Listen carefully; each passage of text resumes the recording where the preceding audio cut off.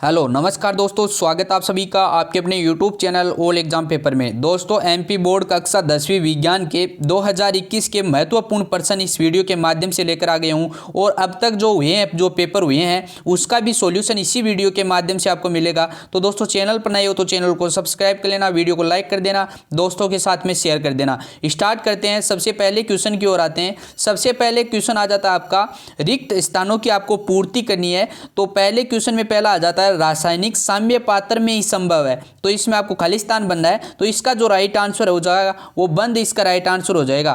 पहले क्वेश्चन का जो राइट आंसर वो बंद हो जाएगा। रासायनिक साम्य है वो बंद पात्र में ही संभव हो पाता है, इसका राइट आंसर बंद हो जाएगा पहले क्वेश्चन का। 2 नंबर क्वेश्चन आ जाता है शुद्ध जल का विद्युत होता है। तो किसका जो सुचालक, दोस्तों इसका जो राइट आंसर हो जाएगा 2 नंबर क्वेश्चन का वो कुचालक राइट आंसर हो जाएगा। कुचालक इसका राइट आंसर हो जाएगा। कुचालक इसका राइट आंसर है 2 नंबर क्वेश्चन का। शुद्ध जल विद्युत का है वो कुचालक है, इसका राइट आंसर। 3 नंबर क्वेश्चन आ जाता है यूरिया का निर्माण होता है। दोस्तों यूरिया का जो निर्माण होता है वो यकृत में होता है। तो 3 नंबर क्वेश्चन का जो राइट आंसर हो जाएगा यकृत, इसका राइट आंसर हो जाएगा। 4 नंबर क्वेश्चन की ओर बढ़ते हैं। 4 नंबर क्वेश्चन आ जाता है धातुएं ऊष्मा और विद्युत की होती हैं। तो धातुएं है ऊष्मा के जो है सुचालक होती है। तो 4 नंबर क्वेश्चन का जो राइट आंसर हो जाएगा वो सुचालक, इसका राइट आंसर हो जाएगा। सुचालक इसका राइट आंसर हो जाएगा 4 नंबर क्वेश्चन का। 5 नंबर क्वेश्चन की ओर चलते हैं। 5 नंबर क्वेश्चन आ जाता है तारों का समूह कहलाता है। दोस्तों तारों का समूह है वो तारामंडल कहलाता है। 5 नंबर क्वेश्चन का जो राइट आंसर हो जाएगा वो तारामंडल, इसका राइट आंसर भर देना आपको। आगे 6 नंबर क्वेश्चन आ जाए वे अभिक्रिया जिनमें उत्पाद के निर्माण के साथ साथ ऊष्मा भी उत्पन्न होती है, उस अभिक्रिया को क्या कहते हैं? तो उसको, इस अभिक्रिया को दोस्तों ऊष्मा, 6 नंबर क्वेश्चन का ऊष्मा शेपी अभिक्रिया कहते हैं। ऊष्मा शेपी अभिक्रिया है वो कहते हैं जो है वे अभिक्रिया जिसमें उत्पाद का निर्माण होता है, जिसको दोस्तों ऊष्मा अभिक्रिया कहते हैं। तो ऊष्मा अभिक्रिया राइट आंसर हो जाएगा। ऊष्मा शेपी अभिक्रिया राइट आंसर हो जाएगा। 7 नंबर क्वेश्चन का उत्तर 7 नंबर क्वेश्चन आ जाता है दोस्तों आधुनिक आवर्त सारणी में समूह होते हैं। आधुनिक आवर्त सारणी में 18 समूह होते हैं। 18 समूह है, इसका राइट आंसर हो जाएगा 18 समूह है 7 नंबर क्वेश्चन का।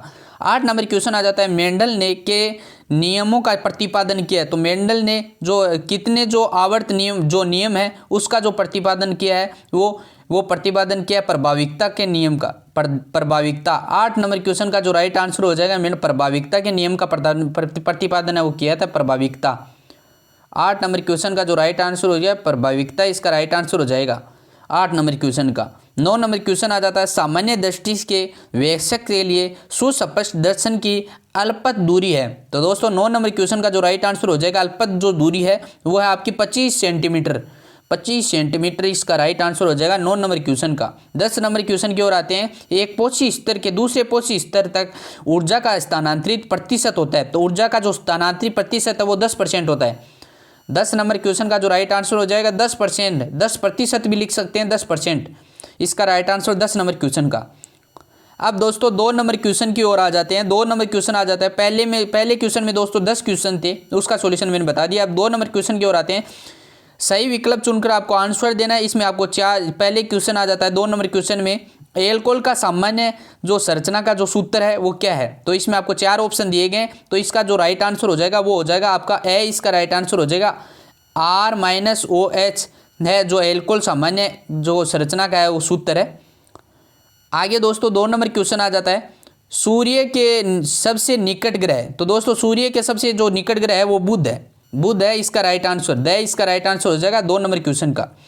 3 नंबर क्वेश्चन आ जाता है मिट्टी के तेल में रखी जाने वाली जो धातु का जो नाम है वो क्या है? आपको इसमें मिट्टी के तेल में जो रखी जाने वाली जो धातु है दोस्तों इसका जो राइट आंसर हो जाएगा आपका सोडियम। सोडियम इसका राइट आंसर हो जाएगा 3 नंबर क्वेश्चन का कि मिट्टी के तेल में जो रखी जाती है धातु उसे हम सोडियम कहते हैं। इसका राइट आंसर सोडियम हो जाएगा 6, इसका राइट आंसर हो जाएगा।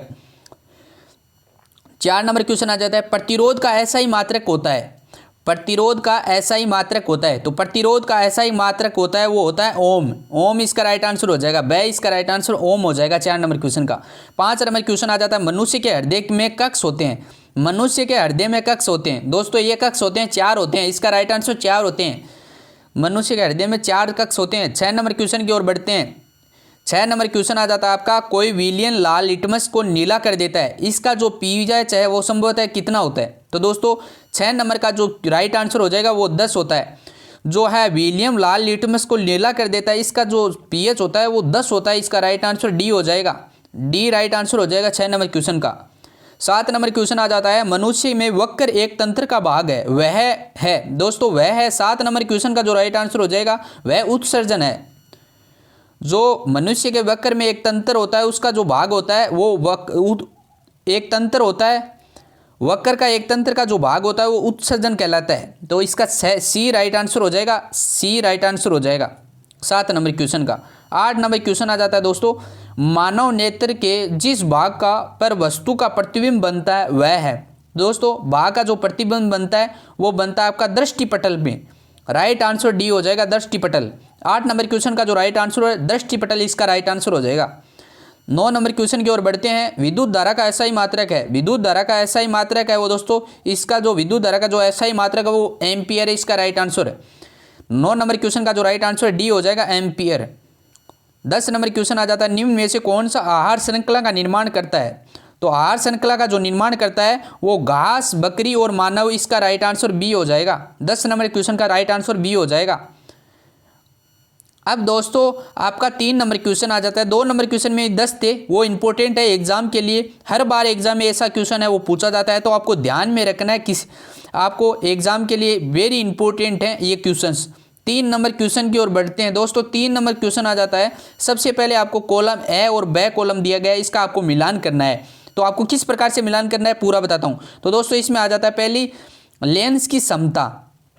3 नंबर क्वेश्चन में जो पहला आ जाता है लेंस की क्षमता, इसका आपको मिलान कर देना है डायोप्टर, डायोप्टर इसका जो राइट आंसर हो जाएगा, मिलान कर देना है डायोप्टर। ब आ जाता है दोस्तों, ब आपका आ जाता है क्विक जो सिल्वर है, इसका जो आपको मिलान कर देना है वो मिलान कर देना है आपका 6 नंबर से मिलान कर देना है पोटेशियम है, पोटेशियम है, इसको आपको मिलान कर देना है ब का।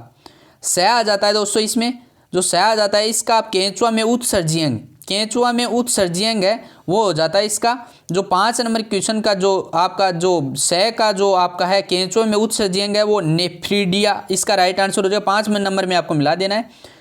अब दोस्तों उत्पादक द आ जाता है, उत्पादकता, उत्पादकता इसमें हरे पौधे को आपको मिला देना है, उत्पादक है वो हरे पौधे होते हैं, तो आपको ये ध्यान में जरूर से रखना है। आगे दोस्तों ई आ जाता है आपका वेकेलाइट, वेकेलाइट को कृत्रिम प्लास्टिक से मिला देना है, कृत्रिम प्लास्टिक से। तो इसी प्रकार से आप पूरे के पूरा आप मिलान है वो कर सकते हैं, आपको कोई प्रॉब्लम नहीं होगी। तो इसी प्रकार से आपको मिला देना है 3 नंबर क्वेश्चन में। अब 4 नंबर क्वेश्चन की ओर बढ़ते हैं। सबसे पहला जो 4 नंबर क्वेश्चन में आपको एक वाक्य में उत्तर देना है, हर बार एग्जाम में पूछा जाता है, तो इसमें से आपको पूरे के पूरे आपको ध्यान में रखने, एग्जाम में आपको पूछा जाने वाला है। दोस्तों 4 नंबर क्वेश्चन आ जाता है, एक वाक्य में आपको उत्तर देना है। 4 नंबर में पहला आ जाता है एलपीजी का मुख्य घटक है। तो एलपीजी का जो मुख्य घटक है वो है ब्यूटेन, ब्यूटेन इसका राइट आंसर हो जाएगा, ब्यूटेन इसका राइट आंसर हो जाएगा, ब्यूटेन पहले क्वेश्चन का जो राइट आंसर हो ब्यूटेन। आगे है लाल ग्रह का नाम लिखिए। लाल ग्रह दोस्तों मंगल ग्रह है, मंगल ग्रह इसका राइट आंसर हो जाएगा। लाल ग्रह जो है मंगल ग्रह इसका राइट आंसर हो जाएगा। 2 नंबर क्वेश्चन का जो राइट आंसर है मंगल ग्रह, इसका राइट आंसर हो जाएगा। आगे दोस्तों 3 नंबर क्वेश्चन आ जाता है, मनुष्य में रक्त की कमी से कौन सा रोग होता है। तो मनुष्य में जो रक्त की कमी से जो रोग होता है वो एनीमिया होता है।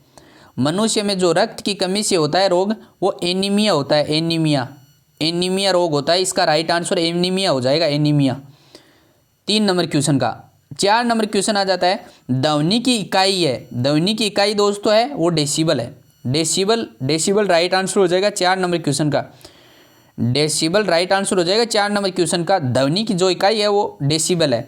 आगे दोस्तों आ जाता है, एक उभयलिंगी जीव का नाम लिखना है। उभयलिंगी जीव है दोस्तों वो है केंचुआ, केंचुआ राइट आंसर हो जाएगा 5 का, केंचुआ, केंचुआ राइट आंसर हो जाएगा, केंचुआ 5 नंबर क्वेश्चन का जो राइट आंसर हो जाएगा। तो 5 नंबर क्वेश्चन का आपने लिख लिया होगा। अब दोस्तों 5 नंबर क्वेश्चन, आज 4 नंबर क्वेश्चन का जो इसमें 4 नंबर क्वेश्चन में 5 नंबर का जो उत्तर हो जाएगा वो केंचुआ हो जाएगा। अब दोस्तों अब हम बढ़ते हैं 5 नंबर क्वेश्चन की ओर।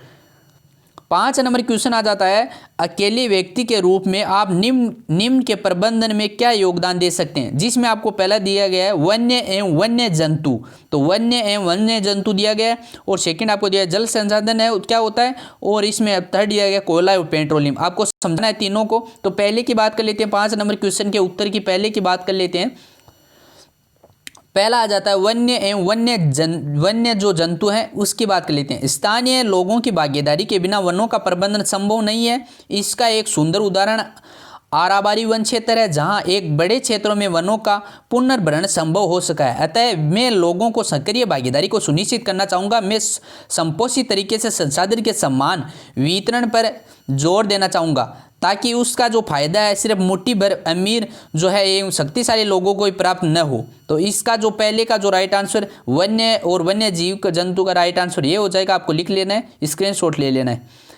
अब दोस्तों इसमें 2 नंबर आपको दिया गया जल संसाधन। जल संसाधन का जो उत्तर हो जाएगा, हमने दैनिक जीवन में हम जाने अनजाने में जो पानी की एक बहुत बड़ी मात्रा का अपव्यय जो करते थे, जिसमें निश्चित रूप से जो है रोका जाना चाहिए। मैं यहाँ सुनिश्चित करना चाहूँगा कि मुझे ऐसी आदतों का विकास हो जिसके द्वारा पानी बचाना संभव हो सके। तो दोस्तों ये मिस प्रिंट हो गई सेका, यहाँ पर रोका जाना है, रोका है ये रोका, आपको ये सही कर लेना है, रोका जाना है ये इसका राइट आंसर। इसमें आगे आ जाता है करना चाहूँगा कि मुझे मेरी जो ऐसी आदतों का विकास हो जिसमें द्वारा पानी बचाना वो संभव हो सके। इसके अतिरिक्त किसी जल संरक्षक तकनीक की सहायता से हम जल से संरक्षित किया जा सकते। तो सेकंड का जो राइट आंसर ये हो जाएगा। थर्ड आ जाता है कोयला पेट्रोलियम। कोयला पेट्रोलियम का उत्तर हो जाएगा कि वर्तमान में जो ऊर्जा के मुख्य स्रोत हैं इनमें से हम कई तरीकों से बचा सकते हैं, जिसका उदाहरण आ जाता है कोयला और पेट्रोलियम का उदाहरण आ जाता है वाहनों के टायर में हवा का उपयोग दबाव रखकर, ब आ जाता है लिफ्ट की जगह सीढ़ियों का इस्तेमाल करके, और सी आ जाता है हम वाहन का प्रयोग करते हुए।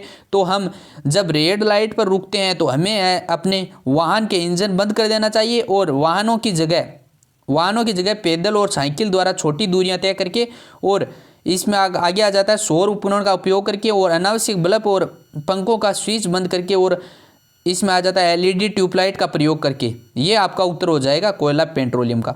अब दोस्तों आगे क्वेश्चन की ओर बढ़ते हैं, 6 नंबर क्वेश्चन की ओर बढ़ते हैं।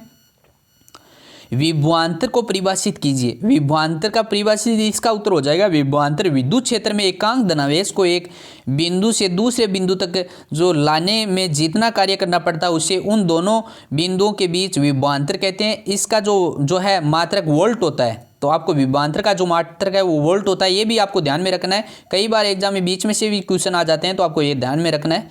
तो विभवांतर का ये राइट आंसर हो जाएगा। 7 नंबर क्वेश्चन की ओर आते हैं।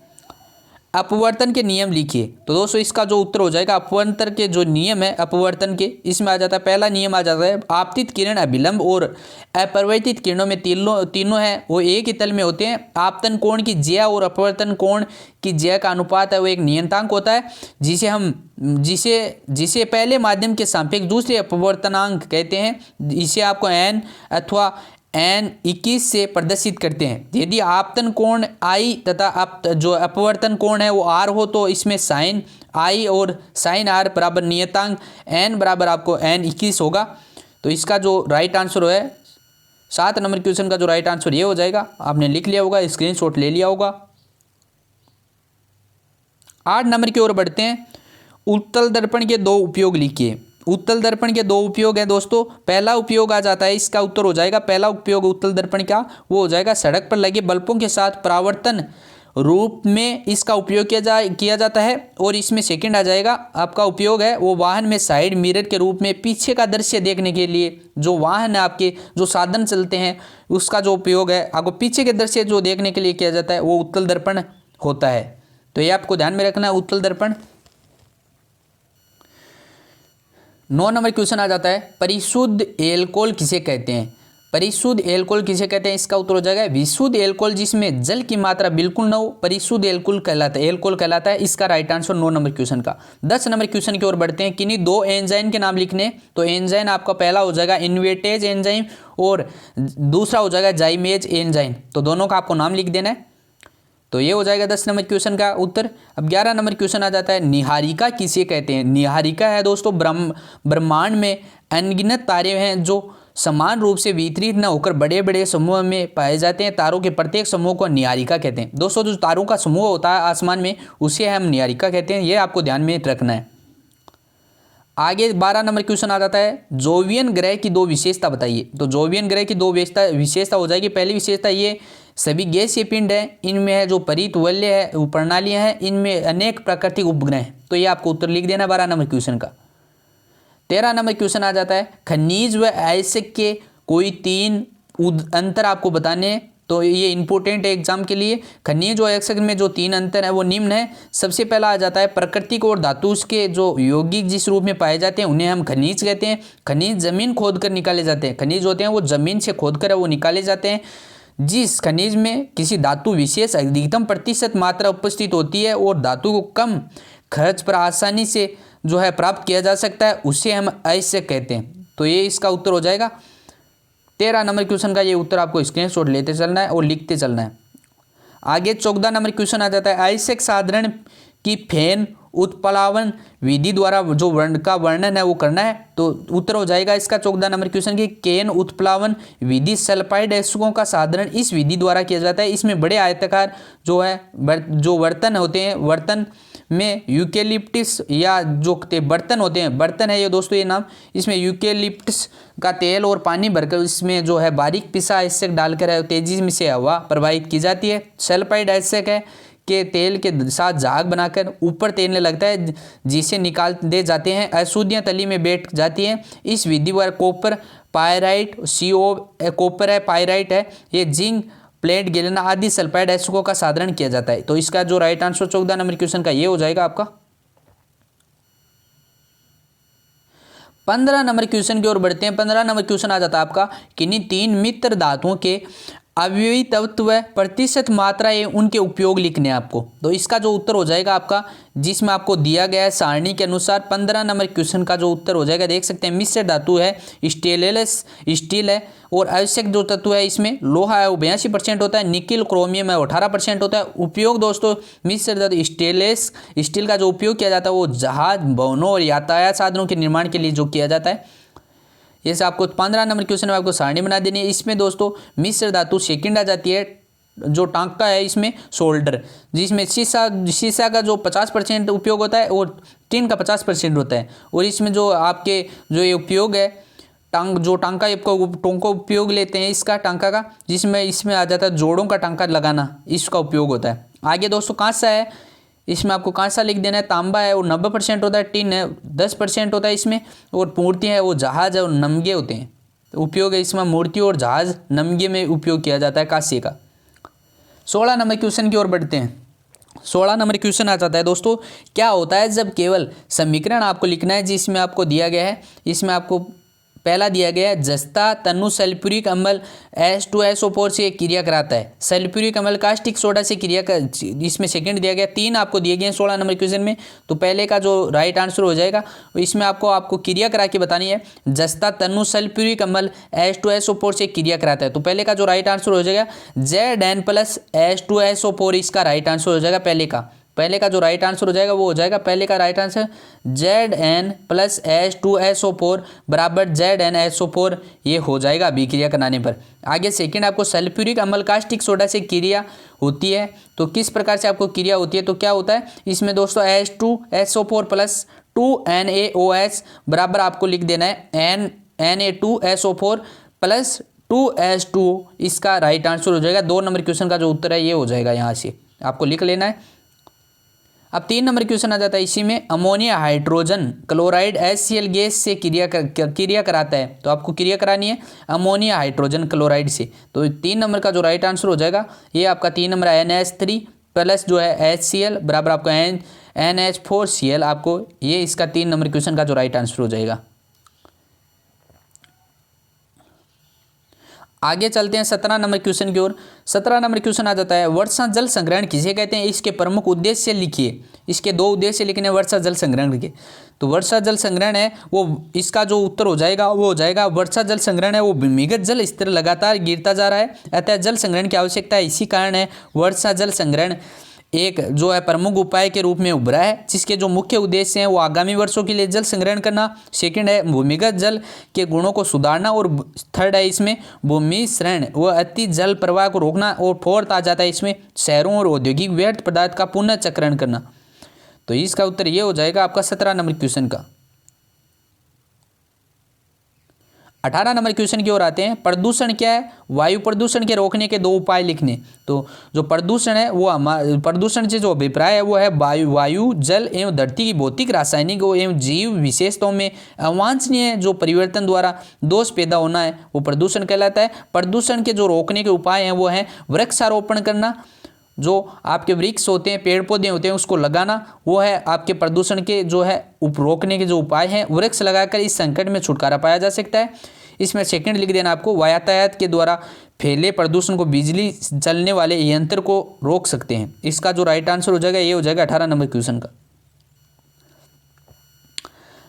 अब 19 नंबर क्वेश्चन आ जाता है। निम्नलिखित पौधों को के जो औषधीय उपयोग आपको लिखने हैं। सबसे पहले हल्दी जो अदरक आ जाता है, सबसे पहले उसमें हल्दी आ जाती है।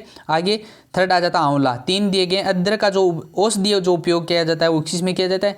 तो दोस्तों अदरक आ जाता है, इसमें अदरक आ जाता है। इसका जो उत्तर हो जाएगा, इसका उपयोग है आमाशयिक रोगों, उल्टी होना, पाचक उत्तेजक के रूप में किया जाता है। इसका जो उपयोग है पेचिश, अतिसार, सिरदर्द और मूर्छा आने के लिए किया जाता है। अब दोस्तों हल्दी का देख लेते हैं। हल्दी का जो इसका वो जो उपयोग है पाचक उत्तेजक तथा प्रतिरोधी एवं एंटीसेप्टिक के रूप में किया जाता है। आंवला आ जाता है। आंवला का जो उपयोग किया जाता है वो विटामिन सी की कमी दूर होती है। आंवला का जो उपयोग है विटामिन सी की जो कमी को दूर करने के लिए किया जाता है। इसका जो उपयोग है दस्त, पेचिश, अतिसार, आमाशयिक रोगों, यकृत और सर्दी श्रेय रोग के जो है उपचार में भी किया जाता है। 20 नंबर क्वेश्चन आ जाता है। औषधीय पौधों के महत्व को विस्तार से लिखिए। औषधीय पौधों का महत्व है सभ्यता के जो विकास के साथ साथ जो है मनुष्य के वर्तमान में जो औषधीय पौधों का जो आपको महत्व लिखना है, इसमें आपको लिख देना है, उत्तर लिख देना है। सभ्यता के विकास के साथ साथ मनुष्य के वर्तमान समय में पौधों एवं उत्पादक ने राष्ट्र के आर्थिक एवं सामाजिक उत्थानों में योगदान दिया है। त्रिगुणित में पौधों का आरोग्यकरण, गुणों, स्वभाव के वर्णन है वो किया गया है। और चिकित्सा अनेक पद्धतियों का आयुर्वेद और यूनानी, होम्योपैथी और हेलोपैथी और एरामेथोपैथी है सभी औषधीय पौधों का उपयोग है वो किया जाता है। औषधीय पौधों का उपयोगिता को देखते हुए औषधि प्रदान करने वाली खेती की जा रही है। इन पौधों को जड़ों, तनों और छालों, पत्तियों, फूलों और बीजों का उपयोग करके विभिन्न बीमारियों के लिए औषधि का निर्माण किया जाता है। अनेक प्रकार के एंटीबायोटिक्स बनाए जा रहे हैं। अनेक आमाशयिक और लाइलाज के जो कैंसर है और जैसी बीमारियों का निदान है औषधीय पौधों से प्राप्त हुआ है। और यकृत रोगों का इलाज है भी संभव है। शरीर निरोगी और बनाने के लिए औषधीय पौधों का महत्व है। औषधीय पौधों में आपको यही याद रखना है कि जो इसका जो प्रयोग है वो जो बीमारी हो जाती है इसका जो इलाज है, इसे औषधीय पौधे होते हैं उसके जो औषधीय पौधे होते हैं उसकी जो आपका है औषधीय पौधे अगर इसको बांटकर इसमें आपको है इस प्रकार से इसका जो यूज किया जाता है उसके बाद में आपकी बीमारी है वो दूर हो जाती है। इसलिए आपको ये ध्यान में रखना है। पौधों जैसे होते हैं, पौधे होते हैं जो औषधीय होते हैं तो ये बीमारी को दूर करते हैं। 21 नंबर क्वेश्चन की ओर बढ़ते हैं। 21 नंबर क्वेश्चन आ जाए संयुक्त सूक्ष्मदर्शी का सचित्र वर्णन कीजिए। तो इसका जो उत्तर हो जाएगा वो हो जाएगा संयुक्त सूक्ष्मदर्शी है। इसमें जो है खोखली नली के एक सिरे पर फोकस दूरी का उत्तल है लेंस है वो L1 लगा होता है जिसे प्रस्तुत की ओर रखा जाता है। इसे हम अभिदृश्यक लेंस भी कहते हैं। नली के दूसरे सिरे पर इसमें जो सरकने वाली एक खोखली नली लगी होती है। इस नली के दूसरे सिरे पर है एक अभिदर्शक लेंस के अधिक फोकस दूरी का उत्तल लेंस L2 लगा रहता है जो प्रेक्षण के दौरान नेत्र के पास होता है। इसे हम नेत्र लेंस कहते हैं। नेत्र लेंस के सामने निश्चित दूरी क्रॉस तार लगा रहता है। इस नली में नेत्रिका नली कहते हैं। दंड चक्रीय है जो प्रबंध द्वारा नली के आगे पीछकर सरकाकर और अभिदर्श्य है वो लेंस और नेत्र लेंस के बीच में दूरी को बदला जा सकता है। तो इसका जो उत्तर हो जाएगा ये हो जाएगा यहाँ तक। अब दोस्तों आगे आ जाता है इसमें जो अभिदर्श्य लेंस है इसका जो आपको चित्र भी बनाना है तो किस प्रकार से आपको बनाना देख सकते हैं। अभिदर्श्य का आपको इस प्रकार से आप चित्र भी बना सकते हैं। यहाँ से आपका चित्र वो बनाया गया है तो आप देख सकते हैं इसमें अभिदर्श्य लेंस की फोकस दूरी और नेत्र लेंस की फोकस दूरी में अभिदर्श्य लेंस का प्रथम फोकस दूरी और नेत्र लेंस का प्रथम फोकस दूरी का जो चित्र है वो आपके सामने है, स्क्रीन पर आप देख रहे हैं।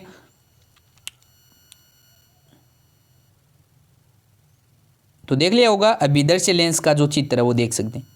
इसमें यहाँ पर आपकी आँखें हैं, इसकी जो लेंस है यहाँ पे आपका देख सकते हैं। इसमें अब इधर से जो लेंस है वो आँखें और बढ़ता जा रहा है। इसी प्रकार से आप वो बना सकते हैं। 22 नंबर क्वेश्चन आ जाता है, दूरदृष्टि दोष किसे कहते हैं, इसके कारण लिखिए और नामांकित किरण आरेख द्वारा समझाइए कि इसका निवारण कैसे किया जा सकता है। तो दोस्तों दूरदृष्टि दोष है, तो दूरदृष्टि दोष है वो जब मनुष्य के दूर की वस्तुओं को स्पष्ट नहीं दिखाई देता है। दोस्तों दूरदृष्टि दोष है वो इस प्रकार से होता है कि आपको जो है पास वाली जो वस्तुएं हैं वो तो दिख जाती हैं और दूर वाली जो वस्तुएं हैं वो नहीं दिखती हैं, उसे हम दूरदृष्टि दोष कहते हैं। जिस प्रकार से आप लिखा है दूरदृष्टि दोष, इसका जो उत्तर हो जाएगा वो हो जाएगा दूरदृष्टि दोष जब मनुष्य की दूर की वस्तुओं को स्पष्ट रूप से दिखाई नहीं देती है परंतु पास की जो वस्तुएं स्पष्ट रूप से नहीं दिखाई देती हैं, इसे हम दूरदृष्टि दोष कहते हैं। पास की जो वस्तुएं हैं वो भी आपकी इतनी ज़्यादा नहीं दिखाई देती हैं और जो दूर की वस्तुएं वो ज़्यादातर आपको दिखाई नहीं देते, पास की वस्तुएं वो थोड़ी बहुत दिख जाती है।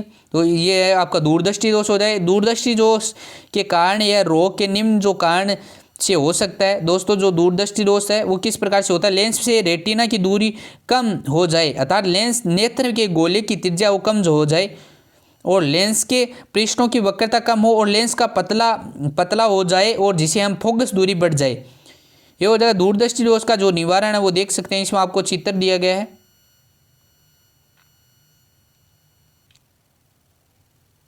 इस प्रकार से आपको चित्र बना लेना है। आपको इसके जो निवारण है दूरदृष्टि दोष का, इसका दोष के में लेंस की फोकस दूरी अधिक हो जाती है जिससे लेंस की अभिसारी क्षमता कम हो जाती है। अतः इस दोष के निवारण के लिए ऐसा लेंस प्रयुक्त होना चाहिए जो नेत्र की अभिसारी क्षमता को बढ़ा दे अर्थात उत्तल लेंस के प्रयुक्त किया जाता है। दोस्तों जो दूरदृष्टि दोष है इसका जो लेंस आपका उत्तल लेंस है वो काम में लिया जाना चाहिए जिससे उसका जो निवारण है वो हो सके। आगे दोस्तों 23 नंबर क्वेश्चन आ जाता है, वोल्टीय सेल का नामांकित चित्र बनाना है आपको 23 नंबर क्वेश्चन में। तो वोल्टीय क्षेत्र का जो नामांकित चित्र है वो आपकी स्क्रीन पर देख सकते हैं, अच्छी तरीके से बनाया गया है। वोल्टीय का जो नामांकित चित्र है वो देख सकते हैं। लगभग क्वेश्चन आपके एग्जाम में आए हुए क्वेश्चन है, तो आपको एक बार इस वीडियो को पूरा का पूरा आपको जरूर से देख लेना है। एक बार नहीं समझ में आए तो दोनों बार में आपको देख लेना, अच्छे से समझ में आ जाए। दोस्तों आप है अच्छे अंक है वो प्राप्त करने वालों विज्ञान में। वोल्टीय सेल का नामांकित चित्र देख सकते हैं। यहाँ से आपका आवेश का जो प्रवाह होता है यहाँ से इस चित्र को दिख रहा होगा। अब 24 नंबर क्वेश्चन आ जाता है, विद्युत मोटर का नामांकित रेखा चित्र है। दोस्तों विद्युत मोटर का जो नामांकित चित्र है वो आप स्क्रीन पर देख सकते हैं। विद्युत मोटर का इस प्रकार से आपको बनाना है चित्र, विद्युत मोटर का जो नामांकित चित्र है।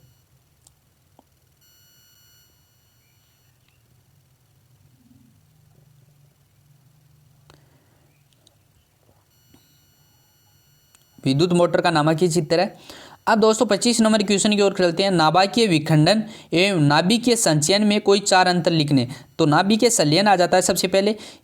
नाभिकीय संलयन में जब दो हल्के नाभिक परस्पर संयुक्त होकर भारी नाभिक बनते हैं, जो प्रक्रिया वो नाभिकीय संलयन कहलाती है। इस प्रक्रिया में द्रव्यमान की जो शक्ति होती है और इसमें है यह प्रक्रिया है वो अति उच्च ताप पर संभव होती है। और विखंडनीय पदार्थ रेडियोधर्मी भी होता है, इसे नियंत्रित किया जा सकता है आपके नाभिकीय संलयन को।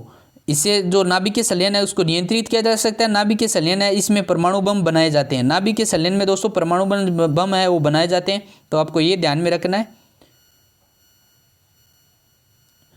आगे नाभिकीय विखंडन क्या होता है। नाभिकीय विखंडन जब किसी भारी नाभिक पर न्यूट्रॉन की बमबारी होती है की जाती है तो यह पर्याप्त रूप से उत्तेजित होकर दो हल्के नाभिक में विभक्त हो जाता है। इसमें सेकंड आपको लिख देना है जो है आपके नाभिकीय विखंडन में। इसकी प्रक्रिया द्रव्यमान की शक्ति नहीं होती है, यह प्रक्रिया सामान्य ताप पर संभव है और इसमें रेडियोधर्मी नहीं होते हैं, इसमें नियंत्रित नहीं किया जा सकता है। इसमें एटम बम है वो बनाए जाते हैं। उसमें दोस्तों जो है नाभिकीय जो आपका नाभिकीय संलयन है उसमें तो आपके बम बनाए जाते हैं, इसमें एटम बम बनाए जाते हैं, तो ये आपको ध्यान में रखना है। अब 16 नंबर क्वेश्चन आ जाता है आपका, सौर जल उष्मा का नामांकित आपको चित्र बनाना है, उसकी कार्य विधि और संक्षिप्त आपको वर्णन करना है। तो आपका जो चित्र है सौर जो जल उष्मा का जो आपका चित्र है वो देख सकते हैं।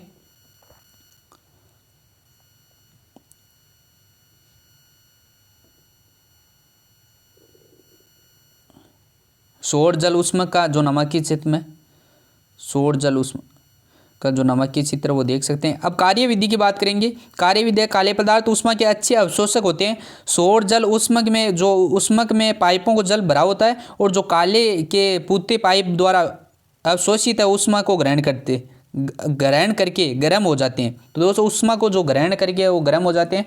तो कार्यविधि ये हो जाएगी, इस प्रकार से आपको लिख देना है। अब बढ़ते हैं 27 नंबर क्वेश्चन की ओर। 27 नंबर क्वेश्चन आ जाता है, पुष्प में मादा जनन का नामक अंग का नामकीय चित्र बनाए सहित आपको वर्णन करना है। आपको मादा जनन तंत्र का जो अंक का जो नामकीय चित्र बनाना है, उसके बारे में आपको सहित वर्णन करना है। सबसे पहले बात करेंगे इसके उत्तर की कि आ जाता है 27 नंबर क्वेश्चन का जो उत्तर आ जाता है, पुष्प में मादा जनन का वर्णन है वो चित्र है। सबसे पहले जो मादा जनन में आपका अंडाशय आ जाता है, इसका यह आ जाता है, पुष्पासन से लगा हुआ ज्यांग का सबसे नीचा का फूला हुआ भाग होता है जिसमें मादा जनन तंत्र कोष और बीजांड का निर्माण होता है।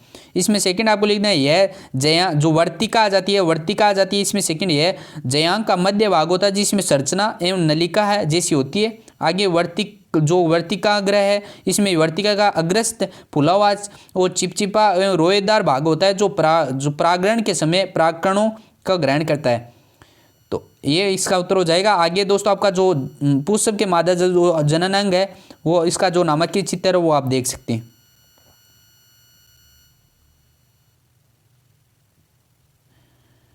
पुष्प के मादा जनन तंत्र का जो नामकीय चित्र है वो आप देख सकते हैं।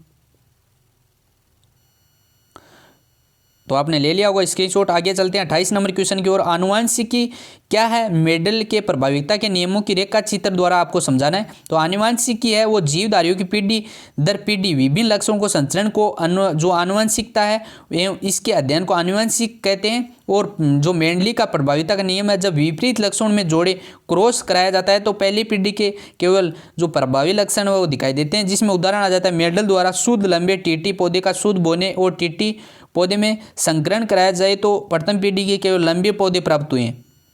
तो इसका जो उत्तर है ये हो जाएगा। वो आनुवंशिक का जो नामकीय चित्र है वो भी आप देख सकते हैं और स्क्रीनशॉट ले सकते हैं और बना सकते हैं। आनुवंशिक का नामकीय चित्र आपने देख लिया है। अब 29 नंबर क्वेश्चन की ओर आते हैं। इसमें आ जाता है अपमार्जक जो है को परिभाषित करना है। साबुन व अपमार्जक के 3 अंतर बनाने। दोस्तों अपमार्जक होता है वो क्या होता है कि रासायनिक रूप में लंबी संरचना वाले एल्किल अथवा एरिल सल्फोनिक अम्ल में सोडियम लवण को अपमार्जक है वो कहते हैं। जिसमें अपमार्जक जो होते हैं सबसे पहला आ जाता है साबुन है वो है, इसे वसा या तेल में सोडियम हाइड्रोक्साइड विलयन के साथ क्रिया द्वारा बनाया जाता है। और साबुन है वो कठोर जल के साथ झाग नहीं देता है और साबुन प्राकृतिक तेलों से बना होता है। साबुन की दोहन क्षमता है वो कम होती है। साबुन के जो उदाहरण है C17 और H35 को ना आपके सोडियम सिकेटिएटी जो है आपका इसका जो राइट आंसर आ गया। अपमार्जक की बात करते हैं। अपमार्जक आ जाता है। इसमें अपमार्जक पेट्रोलियम हाइड्रोकार्बन द्वारा बनाया जाता है। अपमार्जक है कठोर जल के साथ झाग देता है और अपमार्जक मानव जो निर्मित पेट्रोलियम हाइड्रोकार्बन से बनता है। और अपमार्जक की जो दावन क्षमता अधिक होती है। और अपमार्जक के उदाहरण है सोडियम एल्काइल सल्फेट, इसके जो उदाहरण है अपमार्जक के। अब 30 नंबर क्वेश्चन की ओर आ जाते हैं। 30 नंबर क्वेश्चन है बहुलीकरण क्या है? किन्हीं 3 बहुलकों के नाम और उनके प्रमुख है जो उपयोग आपको लिखने। तो जो बहुलीकरण है वो निम्न अणुभार वाले समान या छोटे 2 अणुओं के संयोग के प्राप्त होने वाले उच्च अणु वाले यौगिक को बहुलक कहते हैं। इस जो प्रक्रिया है जो क्रिया है इसको बहुलीकरण कहते हैं। तो बहुलीकरण का जो उत्तर हो जाएगा ये हो जाएगा। आगे जो बहुलक के जो उदाहरण है बहुलीकरण भी कह सकते हैं और बहुलक भी कह सकते हैं। तो बहुलक के जो उपयोग के जो उदाहरण है जिसमें फर्स्ट उदाहरण आ जाता है पॉलीथीन बरसाती खिलौने और पाइप बैग आदि बनाने में। और टेप सेकंड इसमें उदाहरण आ जाता है टेपलान बर्तन बनना चिपकाने वाले आवरण बनाने में। और पॉलीविनाइल क्लोराइड है फर्श की टाइल्स है खिलौनों को पाइप बनाने में। इसका जो उत्तर हो जाएगा ये हो जाएगा दोस्तों 30 नंबर क्वेश्चन का। अब 31 नंबर क्वेश्चन आ जाता है रासायनिक अभिक्रिया की दर को प्रभावित करने वाले कौन कौन से कारक हैं। इंपॉर्टेंट है, एग्जाम में आपका छपने वाला है ये क्वेश्चन, बहुत वेरी इंपॉर्टेंट है। रासायनिक अभिक्रिया ये पहला ही आपका पार्ट है, रासायनिक अभिक्रिया की दर को प्रभावित करने वाले कारक कौन कौन से, इसको विस्तार से समझाइए। अगर कोई रासायनिक अभिक्रिया का कोई भी क्वेश्चन आ जाए तो आपको यहाँ से लिखना है। तो आप देख सकते हैं इसका जो उत्तर हो जाएगा, रासायनिक अभिक्रिया की दर को प्रभावित करने का निम्न है, जिसमें पहला जो आपका प्रभावित करने वाला जो कारक आ जाता है, इसमें अभिकारक का साधारण अभिकारक का साधारण बढ़ाने पर अभिक्रिया की दर बढ़ती है, क्योंकि अभिकारक अणुओं की संख्या में वृद्धि हो जाती है। सेकंड आपको लिखना है ताप बढ़ाने पर अभिक्रिया की दर बढ़ती है, क्योंकि 10 ताप बढ़ने पर अभिक्रिया की दर है वो दोगुनी हो जाती है। आगे दाब, गैस या अभिक्रिया में दाब बढ़ाने की अभिक्रिया की दर बढ़ती है। दाब है बढ़ाने से इकाई का आयतन में अणुओं की संख्या वो बढ़ जाती है, जिसके जो उनके मध्य है टक्करों की संख्या वो बढ़ जाती है। आगे उत्प्रेरक है, इसमें धनात्मक उत्प्रेरक अभिक्रिया की दर को बढ़ा देते हैं, ऋणात्मक उत्प्रेरक दर को घटा देते हैं। आइए इसमें पॉइंट लिखना आपको, पृष्ठ क्षेत्रफल, ठोस अभिकारक के पृष्ठ क्षेत्रफल में व्यष्टि से अभिक्रिया की जो दर है वो वृद्धि हो जाती है। आगे आपको 6 नंबर पॉइंट लिखना है, इसमें अभिकारक की प्रवृत्ति, इसमें लिखना आपको आयनिक यौगिक की अभिक्रिया तीव्र हो जाती है, जबकि सहयोजिक यौगिक की अभिक्रिया वो धीमी हो जाती है। 7 नंबर आपको पॉइंट लिखना है विकिरण में आपको लिखना है विद्युत चुंबकीय विकिरण की उपस्थिति में अभिक्रिया का वेग है वो तीव्र हो जाता है। इसका जो उत्तर हो जाएगा ये हो जाएगा 31 नंबर क्वेश्चन का। ये आपका निबंधात्मक क्वेश्चन है दोस्तों। इसमें से आपको बीच में से, जैसे आपका ताप का पूछ रहे, ताप क्या होता है, तो इस बीच में से अभी आपको एग्जाम में क्वेश्चन है वो पूछने को मिल सकते हैं, तो आपको ध्यान में जरूर से रखना है सभी पॉइंटों को। अब 32 नंबर क्वेश्चन की ओर आते हैं। 32 नंबर क्वेश्चन आ जाता है, इस्पात का ऊष्मीय उपचार किस प्रकार से किया जाता है, समझाना आपको। इसका जो उत्तर हो जाएगा वो हो जाएगा, इस्पात का ऊष्मीय उपचार है कि विभिन्न है, जिसमें पहला आ जाता है कठोरीकरण पॉइंट आ जाता है। कठोरीकरण में आपको लिखना है इस्पात को लगभग ताप पर गर्म करते हैं, यह रक्त तप्त हो जाता है। इस रक्त तप्त को इस्पात को तुरंत पानी अथवा तारपीन के तेल में ठंडा किया जाता है। इस क्रिया के इस्पात अत्यंत कठोर एवं जो है भांगुर हो जाते हैं, यह क्रिया है वो कठोरीकरण कहलाती है। तो इसका कठोरीकरण को आपको पॉइंट ये लिखना है। सेकंड आपको पॉइंट लिखना है जो पायनीकरण है या पानी चढ़ाना, इसमें लिखना है इस्पात की चादर को है 200 से 350 ताप पर भिन्न 2 समय तक गर्म करके धीरे धीरे ठंडा किया जाता है। यह क्रिया कई बार दोहराई जाती है। इस क्रिया को पायनीकरण कहते हैं। पायनीकरण दोस्तों, इस क्रिया को पायनीकरण, इस क्रिया में इस्पात वो मजबूत, लचीला और उच्च प्रत्यास्थता वाला बन जाता है। तो इसका पायनीकरण का जो राइट आंसर ये हो जाएगा 3 नंबर। पायनीकरण का जो आपका जो है इसमें आपको लिख देना पॉइंट में। आगे 3 नंबर आपको पढ़ना है तापानुशीलन में आपको लिखना है इस्पात को रक्त तप्त करके धीरे धीरे ठंडा होने दिया जाता है। इस क्रिया की तापानुशीतन कहते हैं। इस क्रिया में इस्पात मुलायम हो जाता है। तापानुशीतन जो है क्रिया है द्वारा मूर्ध इस्पात बनाया जाता है। तो इसका जो 32 नंबर क्वेश्चन का जो पूरा का पूरा राइट आंसर है वो देख सकते हैं। इसमें आपको 3 पॉइंट लिख दें, पहला कठोरीकरण और पायनीकरण दूसरा, और तीसरा है तापानुशीलन। तीनों पॉइंटों में आपको कुछ आगे लिख भी देना है। 33 नंबर क्वेश्चन आ जाता है, प्रकाश संश्लेषण क्या है। प्रकाश संश्लेषण क्रिया को प्रभावित करने वाले 3 घटकों के प्रभाव लिखिए। तो इसका जो प्रकाश संश्लेषण है दोस्तों वो है, प्रकाश संश्लेषण एक जैव रासायनिक अभिक्रिया जिसमें हम हरे पौधे सूर्य प्रकाश एवं क्लोरोफिल की उपस्थिति में जल और कार्बन हाइऑक्साइड के द्वारा है भोज्य पदार्थ है कार्बोहाइड्रेट का निर्माण करते हैं एवं ऑक्सीजन गैस का सह उत्पादन में रूप में निकलती है, प्रकाश संश्लेषित कहलाती है। तो प्रकाश संश्लेषित है वो क्या होता है, ये होता है। आगे प्रकाश संश्लेषण को प्रभावित करने वाले निम्न कारक हैं, जिसमें पहला कारक आ जाता है प्रकाश 200 तीव्र बढ़ने पर बढ़ती है और बहुत अधिक होने पर रुक जाती है। आगे CO2 की मात्रा वायुमंडल में 0.03 से 0.04 से अधिक होने पर जो कम हो जाती है। तो ये भी आपको ध्यान में रखना है। इसमें कई बार आपको वायुमंडल के बारे में कई बार पूछा गया था खालिस्तान में, जिसमें आपको जो वायुमंडल की जो मात्रा होती है, वायुमंडल की जो मात्रा होती है वो 0.3 से 0.4% होती है। ये आपको ध्यान में रखना है। इसमें आ जाता है दोस्तों जल आ जाता है। आगे जल में लिखना है अव्यय अधिक कम होने पर धीमी हो जाती है। तापक्रम आ जाता है 25 से 30 सेल्सियस अनुकूल ताप कम से ज़्यादा होने पर प्रभाव दिखता है। O2 आ जाता है आगे, वातावरण में O2 के अधिक पर प्रकाश संश्लेषण वो कम हो जाता है। तो इसका जो उत्तर हो जाएगा ये हो जाएगा प्रकाश संश्लेषण का पूरा 33 नंबर क्वेश्चन का।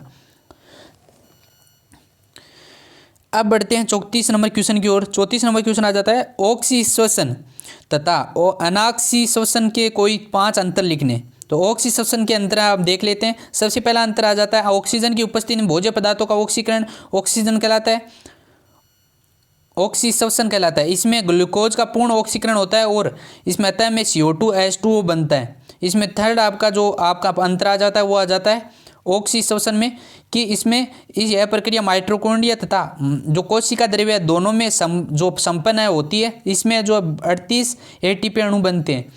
इसमें इस क्रिया में दोस्तों निम्न समीकरण का जो प्रतिशत है वो करती है, इसमें आपको अच्छी तरीके से समीकरण आपको दिया गया है। अब दोस्तों बात करेंगे अनाक्सीश्वसन जो है। इसमें अनाक्सीश्वसन में आपका आ जाता है सबसे पहला अंतर आ जाता है ऑक्सीकरण की अनुपस्थिति में भोज्य पदार्थों का ऑक्सीकरण अनाक्सीश्वसन कहलाता है। इसमें आपका आ जाता है ग्लूकोज अणु का पूर्ण ऑक्सीकरण होता है, अतः इसमें CO2 अल्कोहल बनता है। इसमें दोस्तों संपूर्ण प्रकरण है केवल कोशिका द्रव्य में संपन्न होती है और इसमें 2 ATP का अणु का निर्माण करती है और इसकी क्रिया में निम्न जो समीकरण है वो प्रदर्शित करती है। तो इसका जो उत्तर हो जाएगा ये हो जाएगा आपका 34 नंबर क्वेश्चन का जो उत्तर है ये हो जाएगा आपका पूरा का पूरा। ऑक्सीश्वसन और अनाक्सीश्वसन का आपको अंतर लिखने थे। 5 अंतर है, दोनों के समीकरण सहित आपको समझाया गया। 35 नंबर क्वेश्चन की ओर बढ़ते हैं। 35 नंबर क्वेश्चन आ जाता है ध्वनि और शिरा में 5 अंतर लिखने। तो सबसे पहले ध्वनि और शिरा में जो अंतर है, अंतर की बात करेंगे उससे पहले आपको देख सकते हैं इसके चित्र के अनुसार भी आपको समझाया गया, तो आप यहाँ से भी समझ सकते हैं। और इसके जो उत्तर हो जाएगा ध्वनि और जो शिरा के जो अंतर हो जाएंगे, सचित्र जो है आपका देख सकते हैं। चित्र आपको बनाना आ जाए तो ये आपको बना देना है अच्छे तरीके से। ये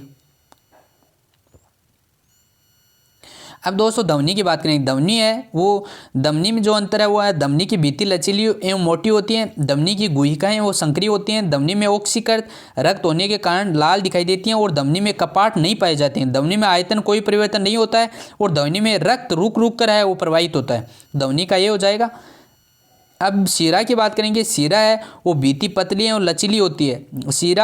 शिरा है वो गुहिका चौड़ी होती है और शिराएं हैं वो रक्त में CO2 को उपस्थिति के कारण नीली दिखाई देती हैं।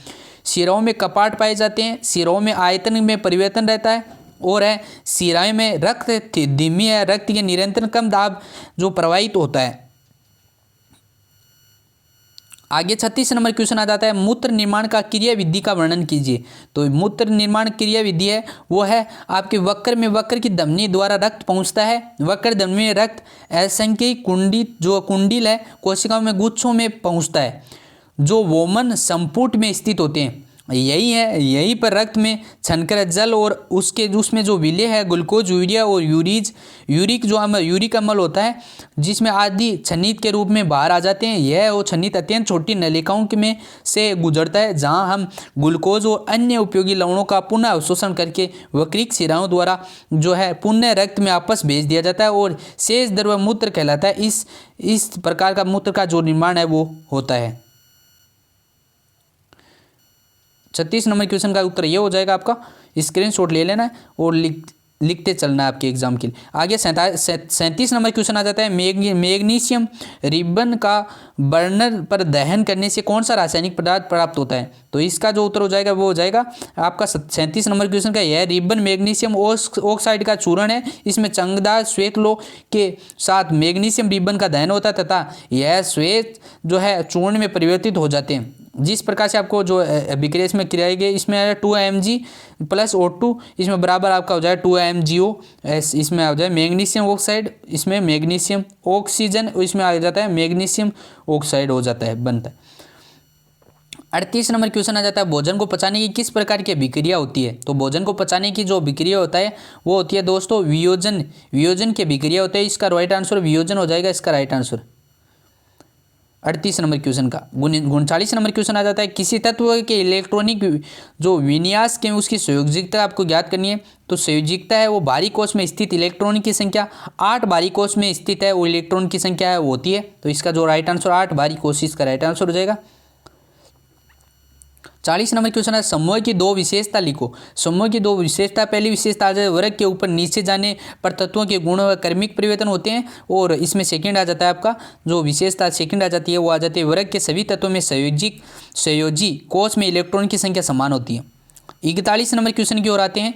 41 नंबर ये दोस्तों छोटे जो वस्तुनिष्ठ प्रश्न आते हैं आपके एग्जाम में वो हैं आपके छोटे छोटे, जिसमें आपको 41 नंबर क्वेश्चन आ जाता है मानव में मादा जनन तंत्र के प्रमुख भागों के नाम लिखने, जिसमें मादा जो जनन तंत्र के जो प्रमुख भाग हैं वो हैं आपके भागों के जो नाम है वो अंडाशय, डिंबवाहिनी, गर्भाशय और योनि पाए जाते हैं। तो 41 नंबर क्वेश्चन का ये हो जाएगा। आगे 42 नंबर क्वेश्चन है अमीबा में कोशिका विभाजन किस तल में होता है।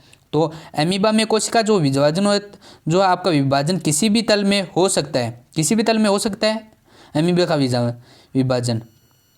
अब 43 नंबर क्वेश्चन की ओर आते हैं। एक एकल जीव द्वारा उपोजित लक्षण सामान्यतः अगली पीढ़ी में वंशानुगत नहीं होते हैं। क्यों नहीं होते हैं? क्योंकि केवल वे लक्षण वंशानुगत होते हैं जो जनन कोशिकाओं में डीएनए द्वारा अगली पीढ़ी के में जाते हैं। उपार्जित लक्षण का जनन कोशिका में जिन पर जो कोई प्रभाव नहीं पड़ता है, कायिक ऊतकों में होने वाले जो परिवर्तन है लैंगिक कोशिकाओं के डीएनए में नहीं जा सकते हैं। तो इसका जो उत्तर हो जाएगा ये हो जाएगा 43 नंबर क्वेश्चन का। 44 नंबर क्वेश्चन है प्लेनेरिया नामक कृमि की आंख किस प्रकार की होती है। प्लेनेरिया नामक की चपेट कृमि और अति सरल आंख होती है जो वास्तव में नेत्र बिंदु जो प्रकाश की पहचान हो सकता है। तो 44 नंबर क्वेश्चन का प्लेनेरिया का आपका ये उत्तर हो जाएगा। आगे 45 नंबर क्वेश्चन आ जाता है उस लेंस की फोकस दूरी आपको ज्ञात करनी है जिसमें आपको क्षमता आपको दी है 2.0D आपको दी गई है। यह किस प्रकार का लेंस है। तो आपको क्षमता वो ज्ञात करते देखते हैं। क्षमता ज्ञात करने के बाद -0.5 mm आता है आपका उत्तर। इसके बाद में जो लेंस आपको बताना है, इसमें जो लेंस है उत्तर लेंस वो अपसारी लेंस है, और चूंकि लेंस की क्षमता है वो फोकस दूरी का मान है वो ऋणात्मक है, माइनस में आ जाता है ऋणात्मक मान है। तो इसका जो उत्तर ये हो जाएगा। आगे 46 नंबर क्वेश्चन है निर्वात में प्रकाश की चाल क्या होती है। तो इंपॉर्टेंट है एग्जाम के लिए, वेरी इंपॉर्टेंट। निर्वात में जो प्रकाश की जो चाल होती है 3 × 10⁻⁻8 होती है। इसका राइट आंसर ये हो जाएगा। 47 नंबर क्वेश्चन आ जाता है भौतिक व रासायनिक परिवर्तन क्या है, अंतर बताने। भौतिक परिवर्तन आ जाता है दोस्तों। भौतिक परिवर्तन में जो अंतर है वो भौतिक परिवर्तन में परिवर्तन कारण हटाने का पर पदार्थ की पहली अवस्था में आ जाती है, और इसका सेकंड परिवर्तन हो जाता है यह परिवर्तन अस्थायी होता है। और भौतिक परिवर्तन है इसमें पदार्थ व भाव बाहर अपरिवर्तित रहता है। अब रासायनिक परिवर्तन की बात करें। रासायनिक परिवर्तन में है आपका रासायनिक परिवर्तन में परिवर्तन का कारण हटाने पर पदार्थ के पहले अवस्था में नहीं आ पाता है, और सेकंड हो जाएगा इसका परिवर्तन स्थायी होता है, और इसमें जो पदार्थ है वो बाहर परिवर्तित हो जाता है। आगे 48 नंबर क्वेश्चन आ जाता है जो श्वसन है उसमें ऊष्माक्षेपी अभिक्रिया क्यों कहते हैं, इसका वर्णन करना है। तो श्वसन में जो ऊष्माक्षेपी अभिक्रिया है वो 2 कारणों से कहा जाता है, क्योंकि फर्स्ट आ जाती है किस कारणों से पहले आ जाते हैं श्वसन को ऊष्माक्षेपी अभिक्रिया इसलिए कहते हैं क्योंकि ग्लूकोज हमारी कोशिकाओं में उपस्थिति ऑक्सीजन से सहयोग पर CO2 और जल बनता है, इस प्रकार से हम कह सकते हैं। और सेकंड आपको इसमें इस अभिक्रिया में ऊष्मा ऊर्जा में निर्मुक्त होती है। अभिक्रिया इस प्रकार से होती है, देख सकते हैं। अब अभिक्रिया आपको समझाएगी। आगे 49 नंबर क्वेश्चन आता है तारे क्यों टिमटिमाते हैं।